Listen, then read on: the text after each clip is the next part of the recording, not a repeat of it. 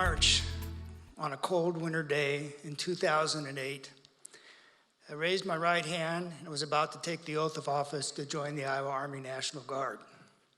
Before I could do that, my recruiter turned to my mom and said, "Is it okay if Dan joins the Army?" Now, this was a bit of an odd question because at the time, my mom was 82 and I was 57. So my mom said, "Sure, it's okay if he joins the Army, as long as he doesn't play with guns or go to war." My recruiter said, "No problem. Just write a letter and send it to General Orr." Now, maybe you're wondering, why would a guy who's 57 years old want to join the Army? Had I gone middle-aged crazy? No. What it was had to do a lot with September 11th. I was at work that day at the University of Iowa Hospitals and Clinics and gathered in front of a TV with a bunch of my nursing friends, and we watched the towers fall down. In my mind, that day was my generation's Pearl Harbor. At the same time, I'd been following the headlines about the number of soldiers who were committing suicide after coming home from war. And coincidentally, one of the psychiatric residents who was my friend told me that the Army Guard was looking for social workers, and he thought I would be a good fit. I didn't disagree with him. So there I was, with my right hand raised, swearing to preserve, protect, and defend the Constitution of the United States against all enemies, foreign and domestic. And just like that, I was Lieutenant Dan. Lieutenant Dan. It was a very important day for me because it represented a big change in my life. Now, you have to think back to the early 1970s. I was a long-haired hippie. Long-haired hippie. Back in the 70s, I was very much against the war in Vietnam. I was never against soldiers because I thought they were just doing what they needed to do to get by. But I was against the war. Some of you may remember that President Nixon came to Des Moines about that time to speak to the Iowa legislature. Well, I was there out in the mix with the rest of the protesters, making my thoughts known. So now you have to picture the young me watching the old me go off to officers' basic training at Fort Sam Houston in San Antonio, Texas. And there, for the first time, I shot a rifle, I shot a pistol, put on my tear gas mask, and was tear gassed. I hope that doesn't happen again. As the end of basic training came close, it seemed to me like it was time to put on my uniform and go down to the Alamo and pay respects to Davy Crockett and the rest of them who gave their lives that day. Then I went next door to the Menger Hotel and had a beer and a burger in the same place where Teddy Roosevelt and the Rough Riders hung out. Now, you need to remember, when I put on my uniform, I always stand taller and have better posture. Uniform does that to you. Next stop was Camp Shelby in Mississippi for further training before going to Afghanistan. At Camp Shelby, I lived with a bunch of kids. Now, kids is what I called the young soldiers in my company. And it didn't take me long to begin to worry about those kids. I thought maybe they were the slackers that, the media was sort of describing at that point in time. And as I thought about it, I looked at the other kids and decided that, maybe they're all the same. Maybe they're all the same. Those kids all listened to rap music all the time. They all played video games as much as they could. And they all, just did what they were going to do. Now, they called everybody else and themselves dude or bro. Now, the exception was when they talked to me, They had to call me Sir Dude. Now, these kids would complain to me about running the 2 miles for the Army fitness test. Now, at that time, I was 60 years old, and I could beat the lot of them. No problem.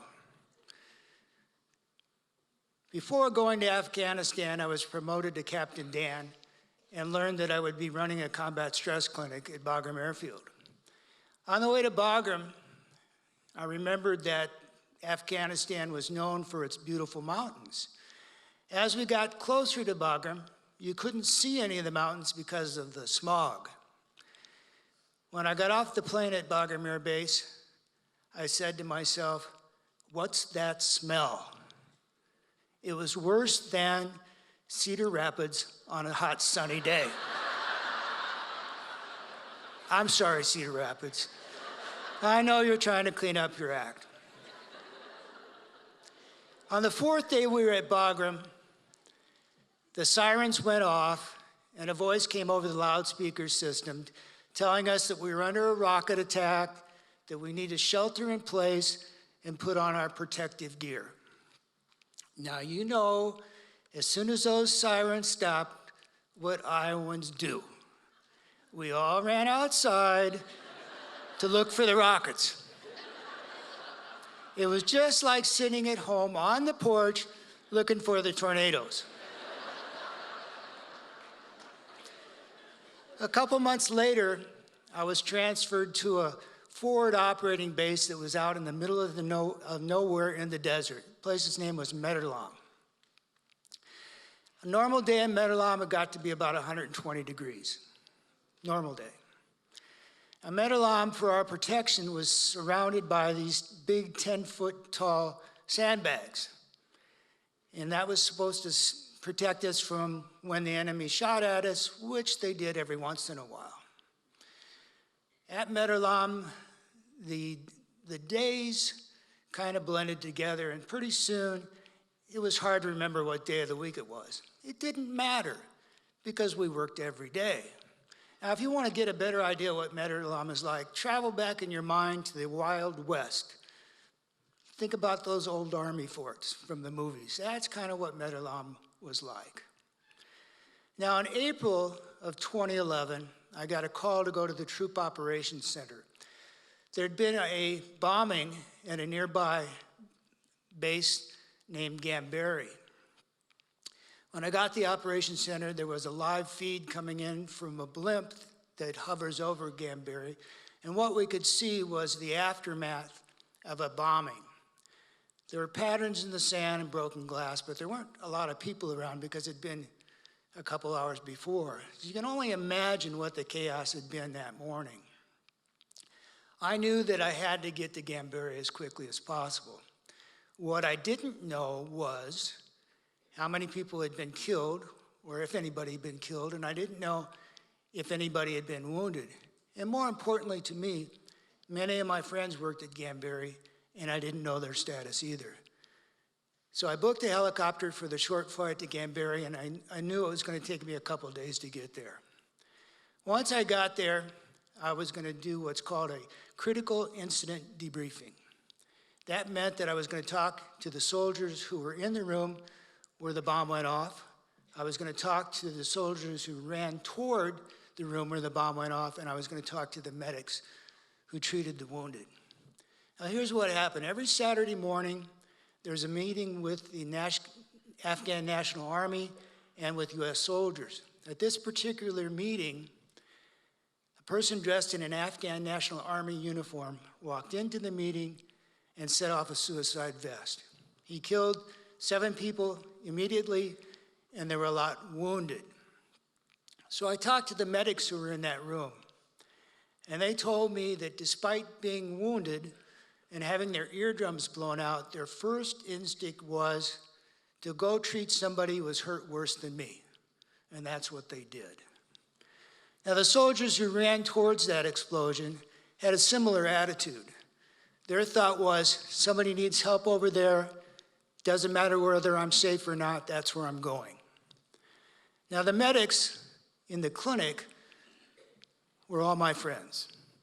And that morning, they had heard the explosion, and the next thing that had happened was the ambulances started rolling up, and they were quickly overrun with patients. Now, we had trained for that, so they were ready.